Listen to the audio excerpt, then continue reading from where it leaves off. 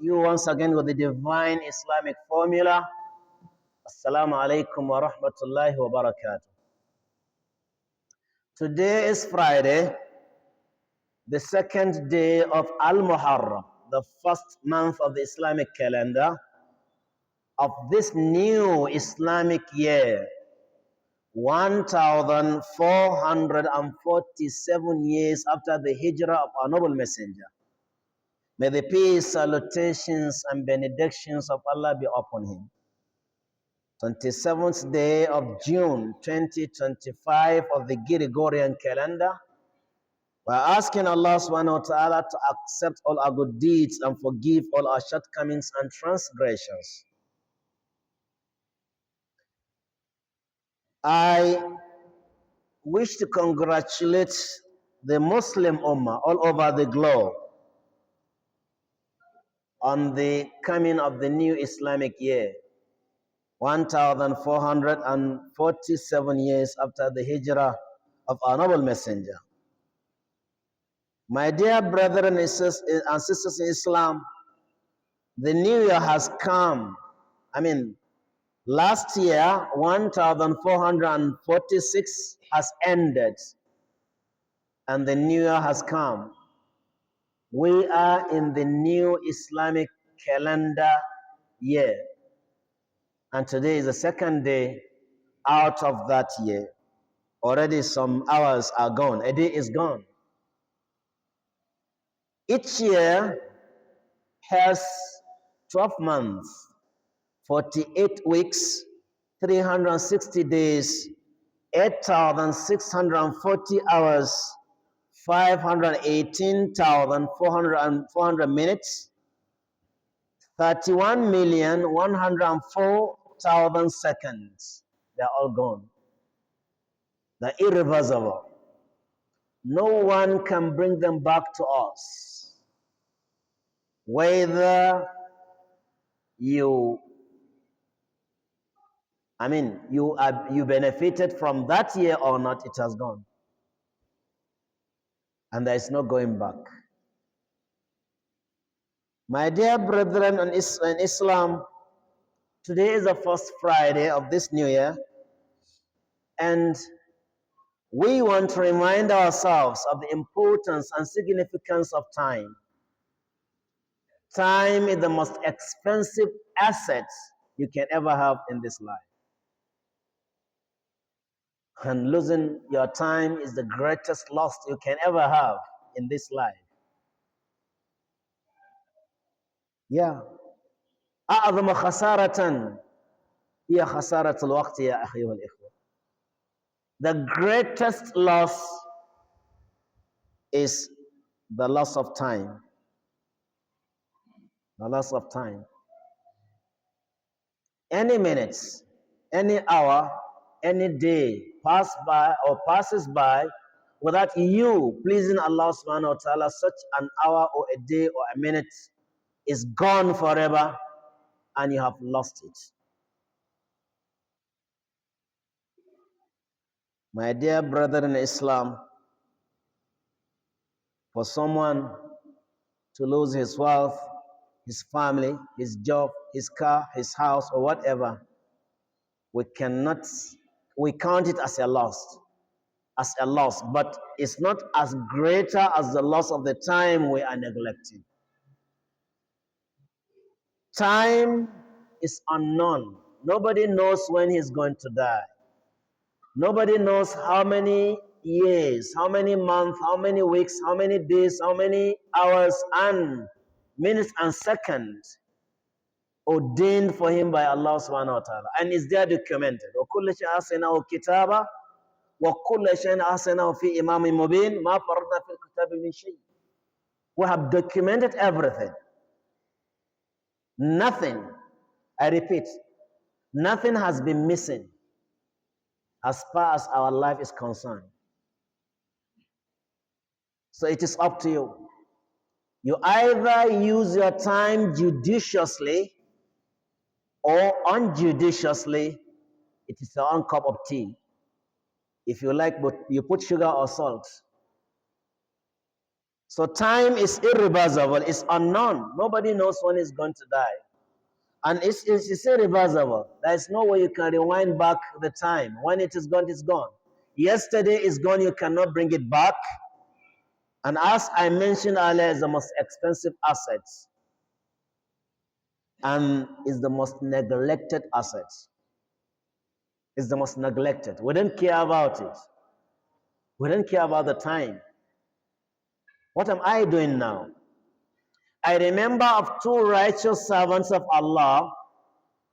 When they meet one another, they used to ask themselves, where are you now? This person will say, I'm in the grave. The other one will say, I'm in the sirat. Do you know what they mean? He's always calculating, okay, from my death, when I die, enter this my grave, from the grave. When the blown is trumpet is blown, we go out, we go for this, we stand there for 40 years, we go and for the spiritual distribution, we go to Sirat, we go to this. So when they meet, they ask one another, where are you now? I said, I'm in the grave.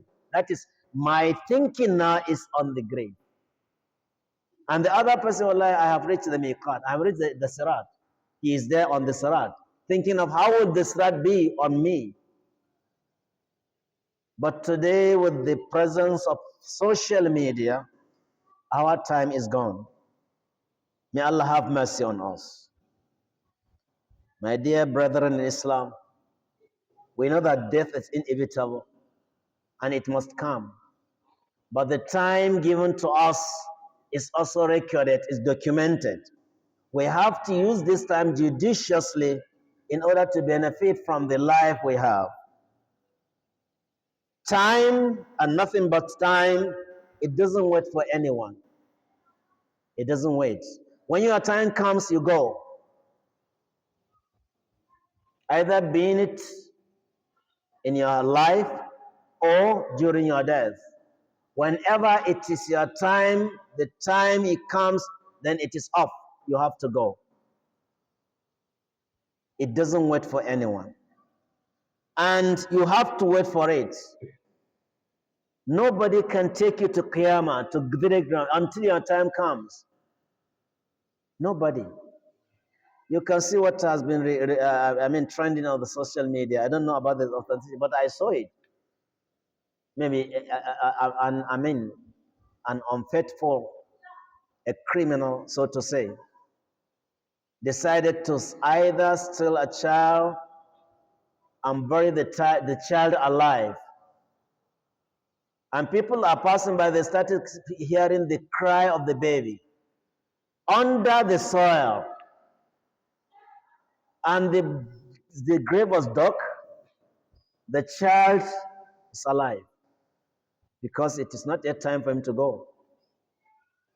And they say it is there for 2 days.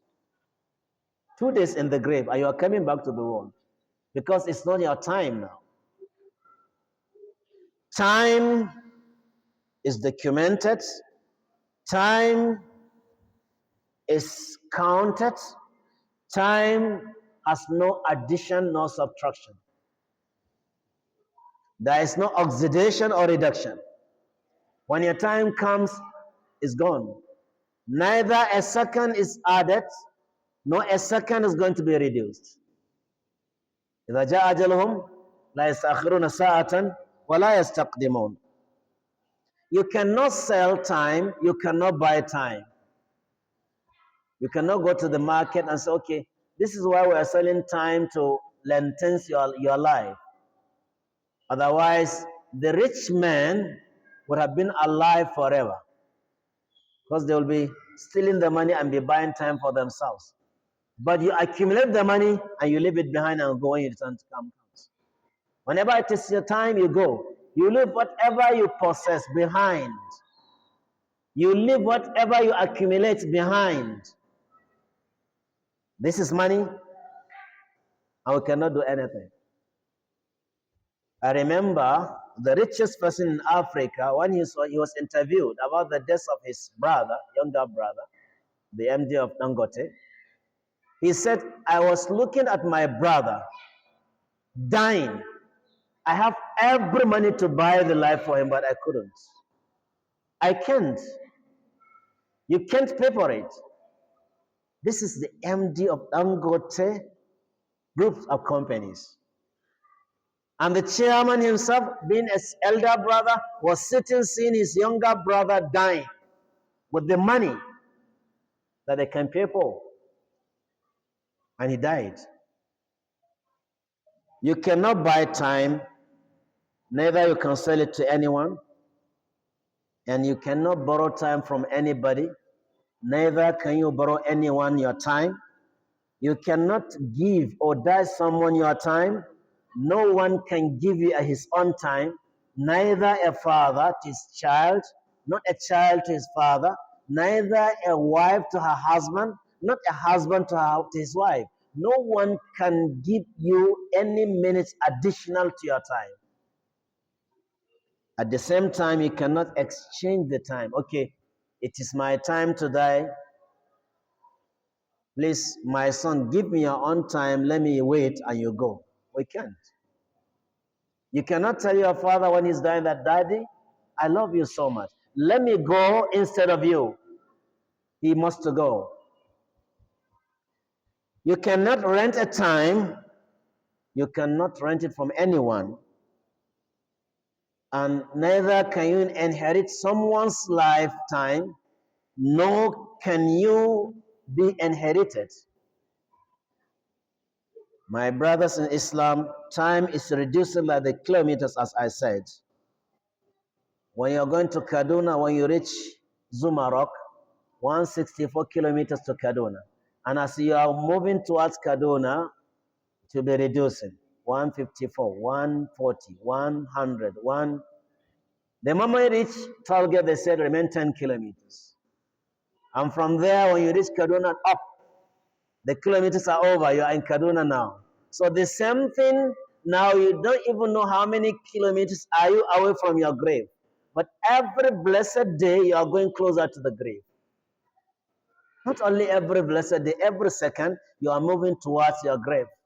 And that's why Ibn Sirin was saying, you all mankind, you are nothing but days and hours and minutes. Whenever a day passes by, part of your life is gone. And there is no way you can bring it back. Sayyidina Ali is saying, Al-Waqt ka-sayf, that time is like a sword. If you don't cut a sword, then it is going to cut off your head. So if you don't use your time judiciously, then the time is taking off your head. Because you're going to die and you lament. You lament. The day will come for lamentations. You will regret having not doing something good. وَلَا أُقْسِمُ بِالنَّفْسِ اللَّوَّامَةِ. I don't need to swear by the soul that is regrettable. Why? Because it is seen that this time that I even slept, I should have used it judicially to pray. The people in the grave now, they would wanted to have at least 1 minute to come back and pray. 1 minute to sadaqah, 1 minute to pray, 1 minute to do this. But enough. There's no way. The deed is done and you are gone. You cannot come back for any other corrections or amendments. The exam is over, the papers are collected, and they are going to be marked. And who is marking them? The Almighty. And the day of the expression of the results will be on the day of Qiyamah. Yawmul Hisab. That is why Allah sworn by the time. He sworn in many verses of the Quran regarding different types of time or different timing for the time. He sworn by Al-Fajr, the dawn, wal-Fajr wa-layalin ashr. He sworn by As-Subh, wa-Subh idha tanaffas. He sworn by the daylight. He said, wa-Duha wal-Layli idha saja. He sworn by the day itself. He said, by the noon, he said, wa-Nahari idha tajalla. By the night, he said, wal-Layli idha yagasha. And by the movers, those that are making the timing to go, that is the sun and the moon. وَالشَّمْسِ وَضُحَاهَا وَالْقَمَرِ إِذَا تَلَاهَا. Why is Allah swearing in these different timings? In order to get your attention that you have an important mission in this life.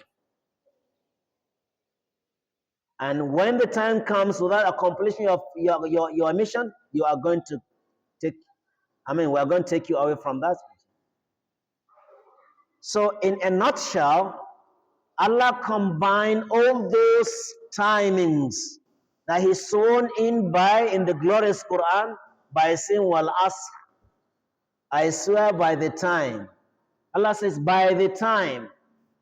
Why does Allah need to swear? No.